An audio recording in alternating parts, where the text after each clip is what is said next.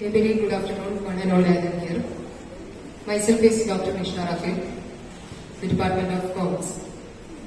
My topic is, am I a narcissist? Many of you may be wondering what is the term meaning narcissist. The topic mainly based on the narcissism as a consequence of developmental trauma. Before going on to the topic, let me just explain what narcissism means. In the Greek mythology, there is a person, a hunter called Narcissus. He was very much fond of his own beauty. He was very much fascinated in his own beauty, and he is such a beautiful man.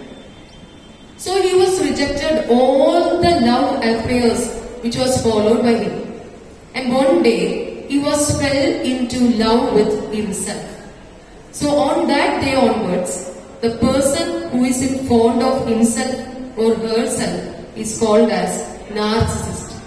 It's a kind of personality disorder. Actually, everyone have the self-esteem and a personality love. But it is in an exaggerated form. So when it comes to a next level, it is called narcissism.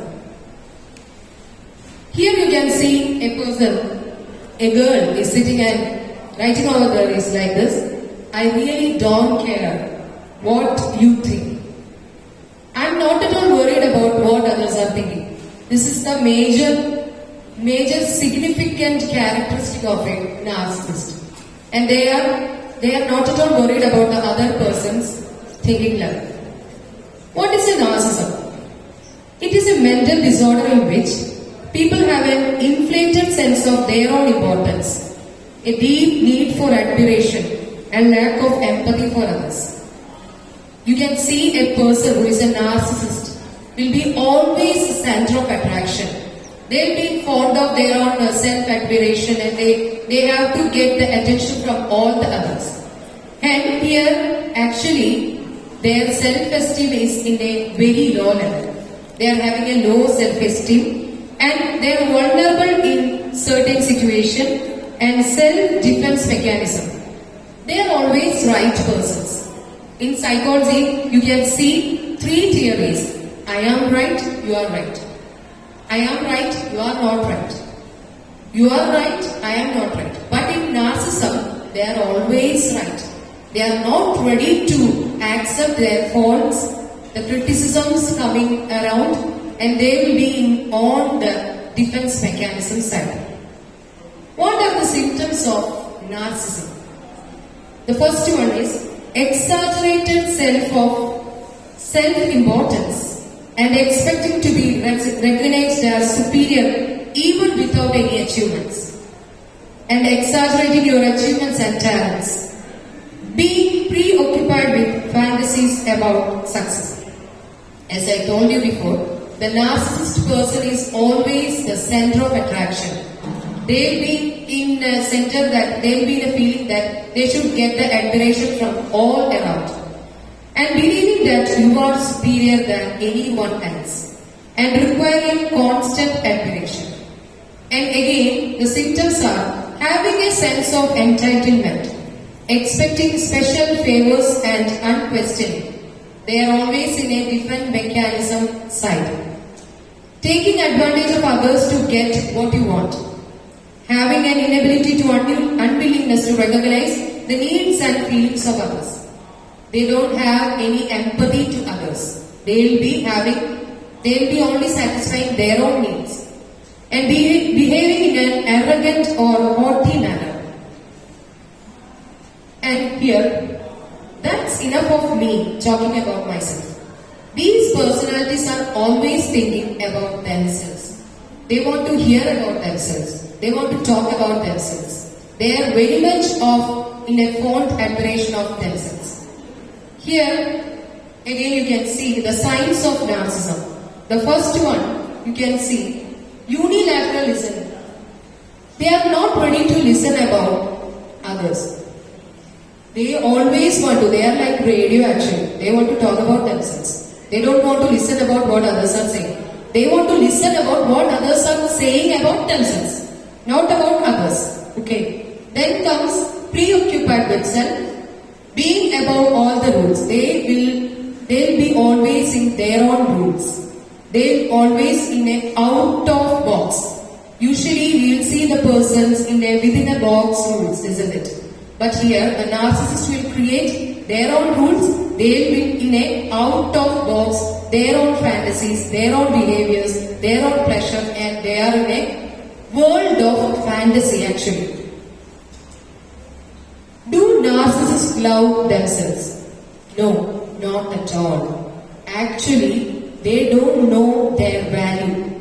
They are of low self-esteem. They are not loving themselves. They are just loving the image of themselves that they always want to be a perfectionist. Do you know, a real person will be always with imperfections, isn't it? But a narcissist is always want to be a perfectionist. So they don't love them actually, they want to be a perfectionist instead.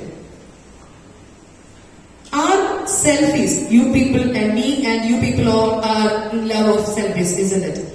Are selfies a sign of narcissism and psychopath? Isn't it? No. When the selfies or our selfie buttons come to a borderline, it will definitely becomes a narcissistic behavioral disorder. Again comes selfie syndrome.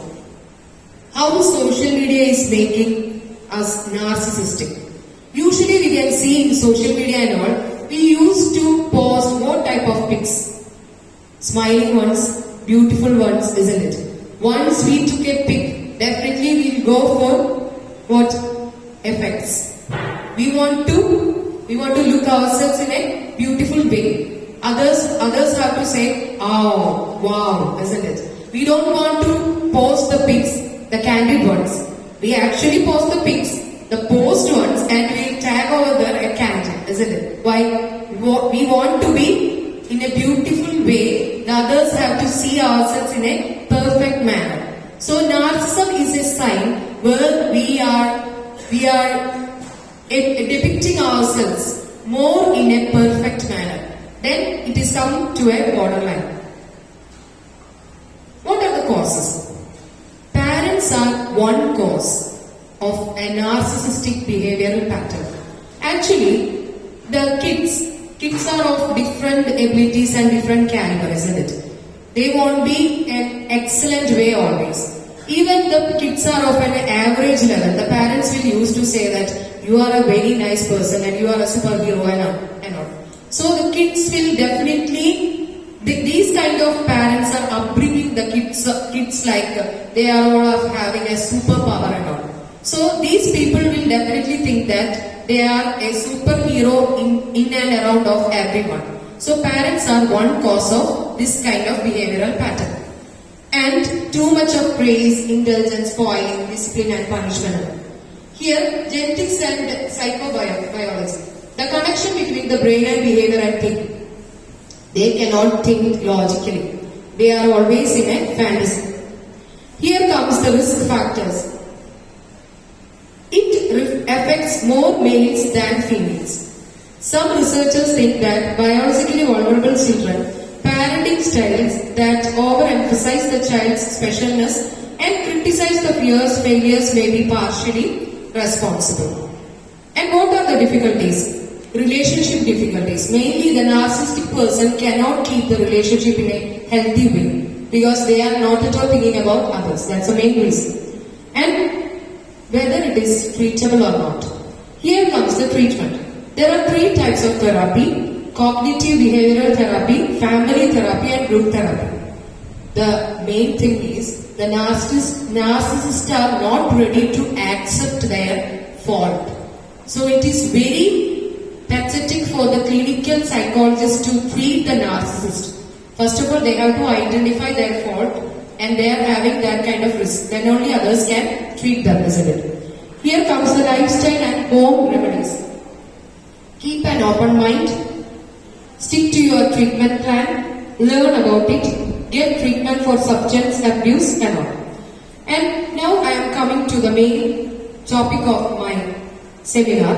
why do narcissists find conspiracy theories so appealing? Conspiracy means, what's the meaning of conspiracy in Malayalam? Gudalojana. So, narcissists are always thinking that there is a conspiracy arising here and there. They are simply thinking like that. In COVID-19 pandemic time also, narcissists thinks that it's not at all a fact.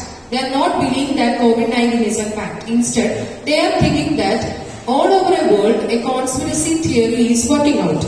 Here you can see a flow chart. Here the different types of narcissists are described. Grandiose narcissist is an aggressive in nature. At the same time, antagonism is a villain in character. Actually, this topic is a broader one, but I don't have much time to explain all these things. So I am coming to the next slide. Belief in COVID-19 conspiracy theories and misinformation. Here, the narcissists are thinking that belief in misinformation was measured through the 5 items, each presenting news items regarding the coronavirus. They are thinking that coronavirus is all about the created by some countries and all. It is a fake news which they won't believe that coronavirus exists. They think that it's all kind of a conspiracy arises here and there. That is a kind of narcissist. Okay. Conspiracy theories often emerge during public health crisis and can provide some explanation for the causes behind the crisis.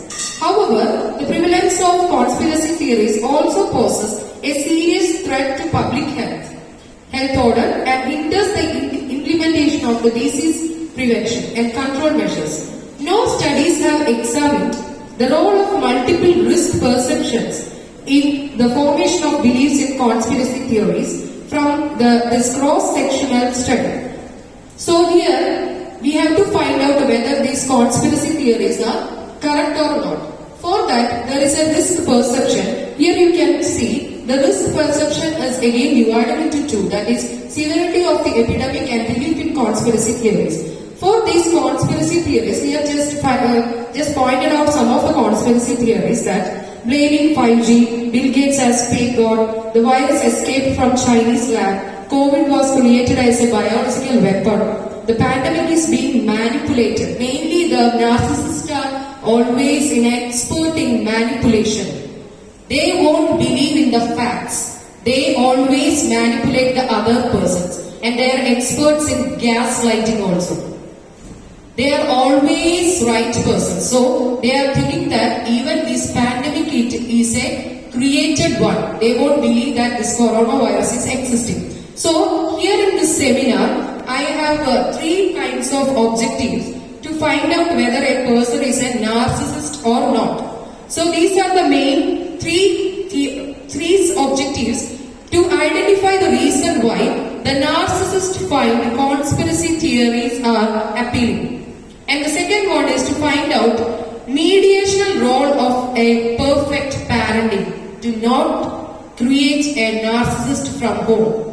And third one is to analyze multiple levels of framework which causes significant alterations to children's cognitive, emotional, psychological and relational capacities.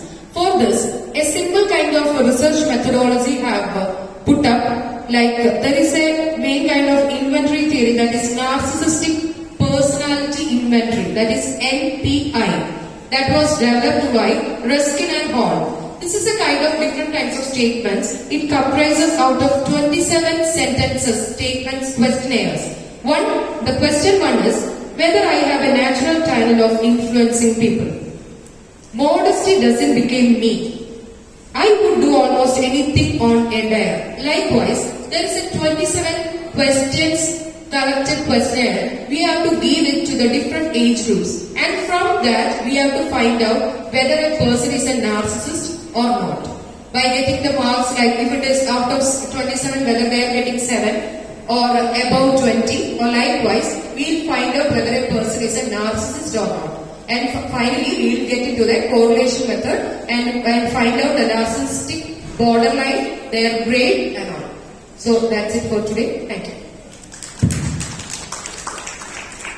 Nice presentation. Thank you. And did you observe anyone with narcissistic personality for this presentation? Definitely. I have seen many all around and nearby and in my relatives and family, even in my colleagues, and I have seen narcissistic personality. Even I am a bit of narcissistic person, I think, but I am not at a borderline, I believe. Okay, thank you. Thank you.